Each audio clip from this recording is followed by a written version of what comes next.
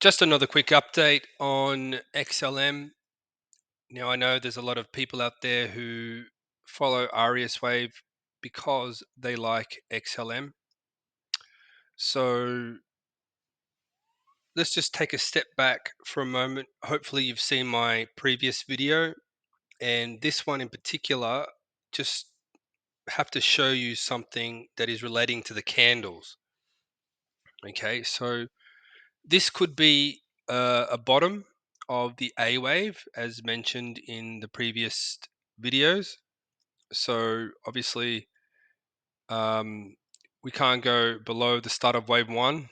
So obviously, price has gone down to not quite wave one. If we're to look at this move here as wave one at the beginning, this being a short, sharp correction, uh, and then according to the candles, if you look on the daily chart, you go right down to the bottom,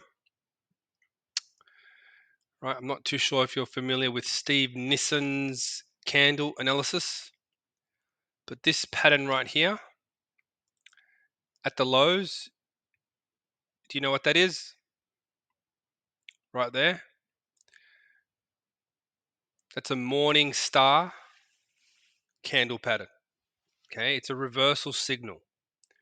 You have a long red body with a doji candle in the middle, right? So long wicks, small real body, and a confirming candle. So this is on the daily chart.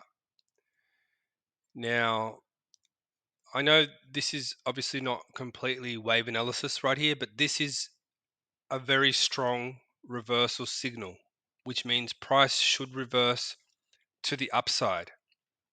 Okay. Now, Ariaswave tells you what that upside will be if you've paid attention to the videos. And if you haven't learned Ariaswave yet, there's a book now that can teach you, available on Amazon Kindle. Not to say that you should buy it or anything, just if you want to know what the wave components are. But in terms of the candlestick price action, that's a very extremely strong reversal signal. Okay, so something that you should pay attention to. We have price moving up. Um, if these three green candles were a bit larger, I'd call them the three rising soldiers, which is another candlestick pattern.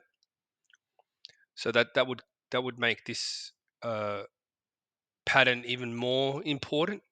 But considering that we are starting to see some kind of move to the upside, I just strongly encourage you to just take a look at that and use your own analysis and make some considerations as to why this would be happening.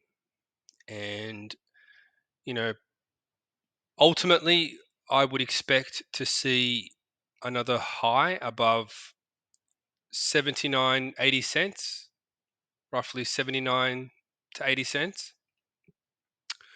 Um, but it won't happen in a straight line. Okay, so this move that's coming could be part of the B wave. Well, according to Ariaswave, it will be a B wave. But how far up will that B wave go?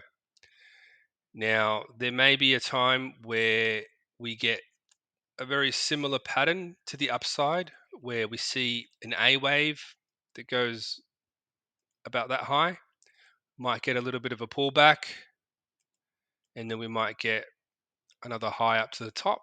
That could be the B wave. If you look at the previous B wave, you can see the detail that I went into bringing this analysis using Ariaswave.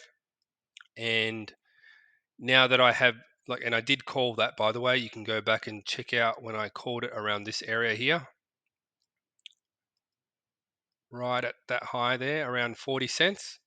I did call that as a top. And then we saw this price action to the downside. So there's a bit of credibility there if you want to pay attention to that, right? This is not financial advice, but I did call that one.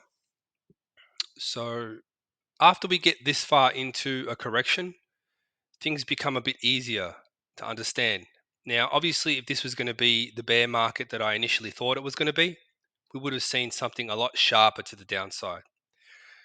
So I held off on putting out any updates until I saw something like this happen. So that's what's prompted me to do this. Therefore, there's a few clues in here also that you might want to pay attention to, including the weak 5 wave move for wave C that do not indicate wave 3 price action, but rather indicate wave C price action, which is also a 5 wave move. So that's the other thing that I need to just quickly outline here is that these are fractal patterns, right? So if you do happen to learn Ariaswave, you'll realize that these corrective patterns, such as what happened in wave B in brackets here, see this wave B here, and what happened in wave two here, and wave 4 here, right? These corrections are all the same, right? They're all the same correction. They just happen in different ways, but the same waves are always there. So what we're looking at now is just a bigger version of a B wave, right? So it's once you get your head around it, it's not hard to comprehend. It's just that there's reasons behind my analysis, right? And it's easy to get it wrong because the same correction happens in wave 2 as it does in wave B. So we have other clues to let us know that this is not wave 3, but rather a wave C in brackets for a corrective wave A. So from here on out, we should be able to get some pretty good insight into what's happening as we complete this correction. So hopefully you found this video interesting and informative. Thank you for watching.